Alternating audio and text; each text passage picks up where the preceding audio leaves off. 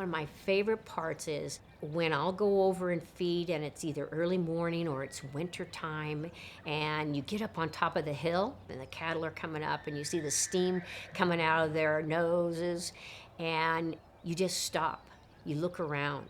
It's so quiet but noisy. What I mean by noisy is the rustling of the cows. It's the birds that you're hearing. It's a spiritual feeling, and I think that's my favorite part.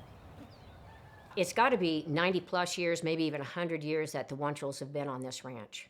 My dad was raised here, so ever since I was a little girl, we've always come up on the weekends to be at the ranch, to work. Ranching is different in the sense that you gotta love it, or it's going to be very difficult, because I'll tell you right now, being a rancher, that's a lot of work. It's a lot of time.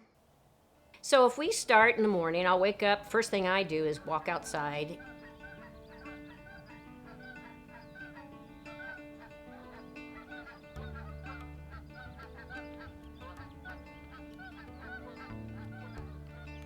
Then I'll go up and I'll let the animals out. Sheep like to be penned up at night. They like to be in a protected barn. We have a lot of predators here at this ranch. And then next, I'll turn the irrigation on. And, there's always a sprinkler where a cow's been rubbing over it and there's hair all in it and it's squirting out every direction but on the pasture. And then next, I'll go over and I'll start feeding the cows over the hill.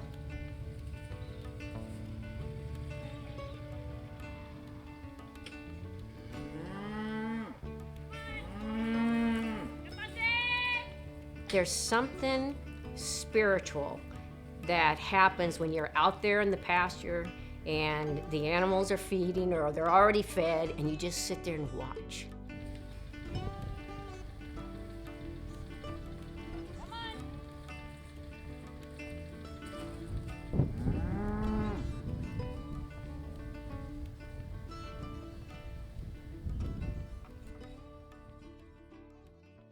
Being a single mother for a very long time has always made it difficult in the sense that you're always trying to give time to your kids. You have to think of them first before you come home real late. It seems like no matter how many times that you think, oh no, everything will be fine, it'll be that one time that something will happen. So it's really important that you take that in consideration if you're ever going to go into ranching or something. What I really enjoyed having my children be part of this ranch is they got to do so much with me. And it's been such a learning experience for them. And I've just loved that. We'd go out during lambing season. For them to watch the birth, to watch me sometimes assist with them, or I've even given mouth to mouth to the little lambs when they aren't breathing when it's first born. They're right in there with me. Hi, my name is Kaylee Wuntschel, and I'm Anne-Marie Wuntschel's daughter. She is the hardest working person that I know, for sure. I was really grateful to grow up with this because not many kids have the opportunity to grow up on a ranch and get to experience animals and just be out in nature and all that and learn how to have a work ethic. It teaches you a lot about sacrifice too. And that's one thing, like Mom has sacrificed so much her whole life, all the time, always making sacrifices. Just for us to be able to grow up the way that we did and for us to have this place and for this place to be still running. And she's never given up on any animal, like ever. If there is an animal in need, she will do anything to save that animal. I had a very old cow, and she's a sweetheart. She had her calf, a little calf, and she was up here at the house for a very long time. Then I decided that, okay, it's time to go over the hill with the other cows. She was doing fine. And then I happened to think, I'm going to go over the hill and see how are the animals doing? How did they adapt to get with each other? And when I looked over the hill, I thought, oh my goodness, she's dead. She's laying downhill, her feet were uphill, and the bull was standing over her. And I thought, oh my gosh. So I went down there right away and to see what was wrong. And she had gotten her feet uphill. And the bull was kind of holding her there. I know better, but my heart was too much with the old cow, and I wasn't thinking. And I went and I tried to shoosh him away, and then I shooshed him away a couple times, and he kept coming back, and then I got a little more aggressive with it. And then all of a sudden I looked, and I could tell right then. I go, oh, I'm going to get it. He came up to me and he came running. He dipped his head down. The horn grabbed my leg and it ripped my leg open. It went all the way up, and then the horn caught underneath my chin, flipped me up in the air, and then when I hit the ground, one more hit. And I knew once you're on the ground, you got to get up, you got to go. So all I could think of is get up, get out of there. And I don't know how I did, but I got up, and I'm sure I looked like something, waddling to the little Kubota that we were in.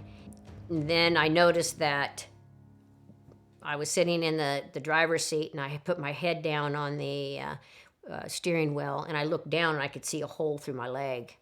I was in Sacramento, and I just remember getting the call, and I'll never forget that phone call, of her just saying, Kaylee, I need you. I got attacked by the bull. I'm going to the hospital.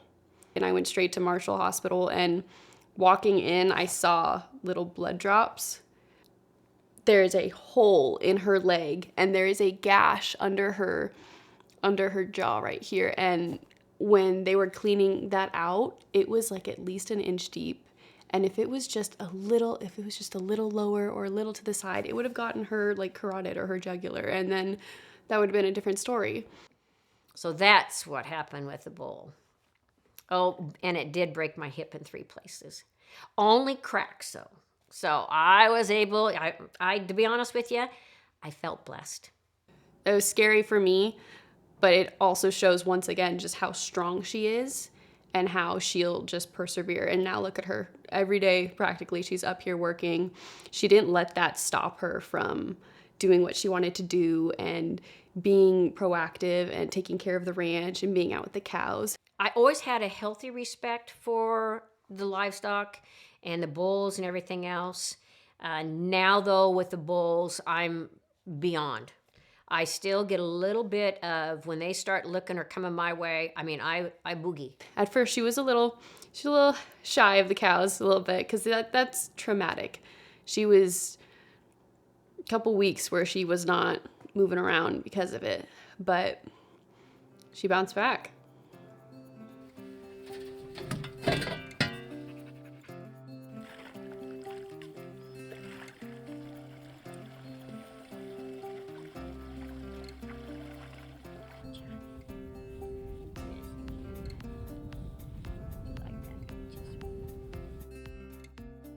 What I've learned from my mom is how to work hard, persevere, be selfless, and just have compassion. I feel like all of her strengths stem from how much compassion that she has.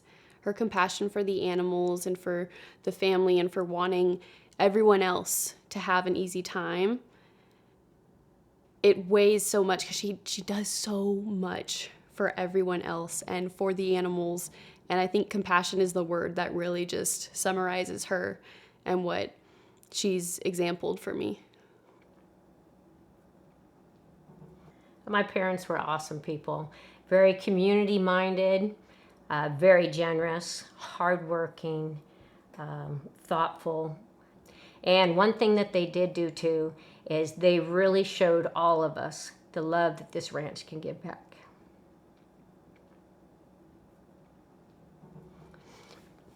I get emotional. Gives me an opportunity to brag about my parents and my whole family.